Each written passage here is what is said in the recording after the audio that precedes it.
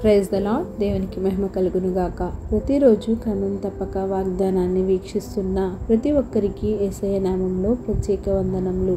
Subscribe చేసుకొని అనేక మందికి షేర్ చేసి దేవుని మాటల ద్వారా బలపరచండి. ఈ దినమునకై ఏర్పాటు చేయబడిన దేవుని వాగ్దానము నెహెమ్యా గ్రంథము 2వ అధ్యాయము 20వ వచనము. ఆకాశమందు నివాసి అయిన దేవుడు తానే మా యత్నమును సఫలము చేయును. The god of heaven he will prosper us. Nehemiah భక్తుడుకు దేవుని పట్ల గొప్ప నమ్మకం. అంటున్నాడు, మా యత్నమును సఫలము చేయునుగాక అని. ఏమి చేయాలని ప్రయత్నిస్తున్నాడు? యెరూషలేము గోడలు ప్రాకారములు పడద్రోయబడినవి అని, దాని గుమ్మములు అగ్నిచేత కాల్చబడినవి అని తెలుసుకునినప్పుడు ఎంతో దుఃఖాక్రాంతుడై దేవునికి ప్రార్థించి అతడు ఒక పనిని పూనుకొన్నాడు. ఎందుచేతనంటే యెరూషలేము గోడలు మరల కట్టబడునని చెప్పిన జకర్యా, దానియేలు ప్రవచనాలు నెరవేరునట్లు యెహోవా నెహెమ్యా ద్వారా యెరూషలేము గోడలను ప్రాకారాల నిర్మాణాలను పూర్తి చేయించాడు.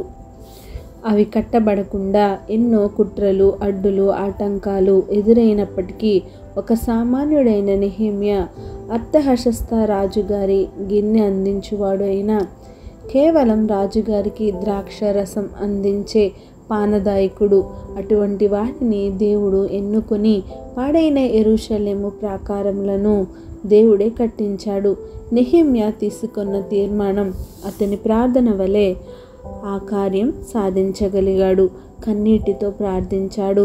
తన్ను తాను పరిశుద్ధపరచుకొని శక్తిని పొందుటకు ఉపవాస ప్రార్థన చేశాడు.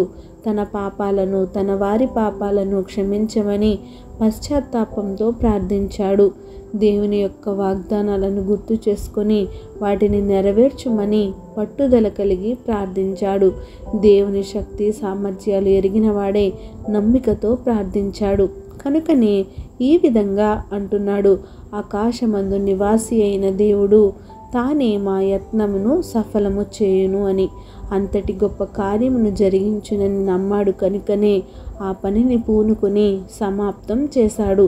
మరి ఈరోజు నీవు ఏదైనా పనిని చేయాలనో, దేవుని కొరకు ఏమైనా చేయాలనో, మంచి కార్యం జరగాలనో ప్రయత్నిస్తున్నావేమో, ఆకాశమందున్నవాడు, చూచుచున్నవాడు, సమస్తం ఎరిగినవాడు.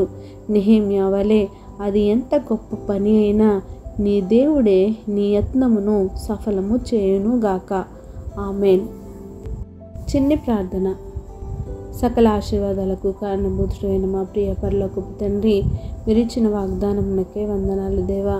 ఎవరైతే ఈ వాక్యాన్ని విన్నారో, వినిన వాక్యాన్ని వారి హృదయగదిలో భద్రపరుచుకొని వాక్యానుసారంగా జీవించే జీవితాన్ని ప్రతి ఒక్కరికి దయచేయండి దేవా.